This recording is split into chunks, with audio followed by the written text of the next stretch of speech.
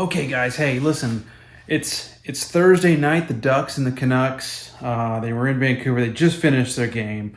What a wild game it was. Had to come out to the studio and talk about it. Listen, you guys won't be watching this. I won't get this up till tomorrow because it's late where I'm at. But I had to come out here and make it real quick while it's fresh in my mind. Stick around.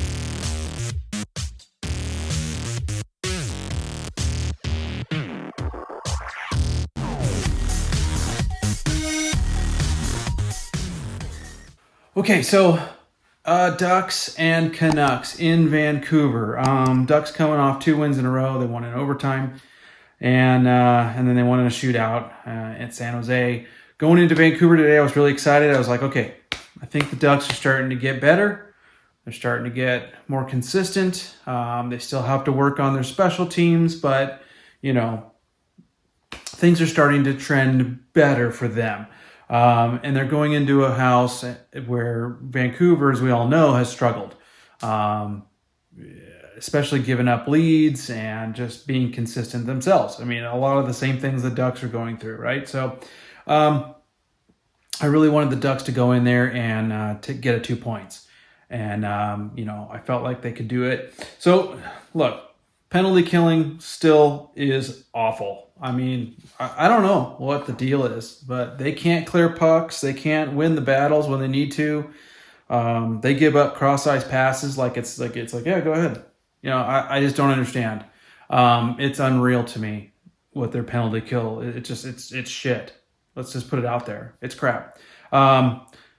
They gave up 2 goals on the penalty kill was 2 for 3. Let's put it that way. They gave up 2 power play goals to the Canucks. You're not going to win games doing that, guys. I mean, one here and there, but you've got to be solid on the penalty kill. If you're going to take a penalty, you better damn well kill it, man. So I've said it before, they have to shore that up. They have to figure it out. Do whatever it takes, guys, but figure it out. Power play looked a lot better tonight. The Ducks were 2 for 3 on the power play. They did give up a shorty late in the game on the penalty kill. I don't really consider that a big deal because it was a empty net. So to me, that doesn't really count as a shorty. But either way, their power play looked a lot better. 2 for 3. So that's good. If we can take away anything from this game, the Ducks put up 5 goals on the Canucks. The final score, by the way, was 8-5. It was a wild game. I'll get into how wild it was here, and I'm just going to try and do this quickly. But 8-5, Canucks win the game. Power play was 2 for 3 for the Ducks, so I like that. Comtois had a great breakaway goal. Terry had a filthy goal just to get the scoring started in the first. It was, overall not a bad gig. I think Strome had a goal from a nice feed from Z. I mean, that was on the power play, I believe. Right at the end of the second period. So there was a lot of good things I saw. Here's the thing. It's not consistent. The Ducks aren't consistent. I've talked about this before in previous videos, how I yell and scream at the TV because I'm watching them and I'm like, dude, what are you doing? What are you doing? I'm not a hockey player. I've played street hockey when I was younger. But I've been a hockey fan since I was, probably 16. Okay, I've been watching hockey and I'm obsessed with it. Okay, and it's like I'm not an idiot. I can watch what they're doing and know that they're not competing hard enough. They're turning the puck over all the time in their own zone, in the neutral zone. They don't win the puck battles along the boards. You'll go into the corner with that other team. You've got to win those puck battles. You've got to. You have to. In the first period, the Ducks looked good. They were putting good shots on the Vancouver goalie. They were hitting the Vancouver Canucks. They were playing hard. I liked what I saw. I really did. And the end of the first, I think it ended up being 1-1. Okay, it was so far, it felt like a good game. It started off really well. And then it just started going downhill. The defense just doesn't support Gibson or Stolarz. Doesn't matter who's in net. Gibson had some amazing saves tonight. Could have been even a worse score, probably, had those gone. Have Vancouver scored on those certain plays where Gibby had to come up with a great save. But he can't do this every night, and you can kind of see it in his face. He's getting frustrated. And I don't blame him. I really don't. I don't blame him because the defense in front of him just isn't good enough. Some nights they play pretty well. Most nights it's horrible. Listen, Klingberg. I've talked about it before. Klingberg does not play like a $7 million man. Okay, we're paying him $7 million. I want to see $7 million worth of defense out there. I'm not seeing it. I'm seeing, $1 million. Yeah, something like that.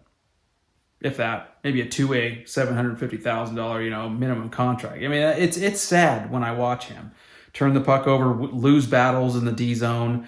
He has hints where it's like, okay, Klingberg, not bad. But, overall, this highly touted offensive defenseman that did so well for Dallas, and he is talented. Let's not get this, take anything away from Klingberg as a, he's done very well in the past. But as a Duck so far this year, he is not producing, and he's not worth $7 million.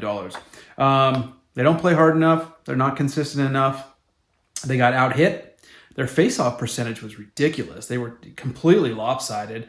Vancouver won the face-off battle big time, and they were outshot big time. Right before the end of the game, the last number I saw was like 45, 46 shots on goal for Vancouver, and the Ducks were in the high 20s, like 27, 28. I mean, it was just completely lopsided.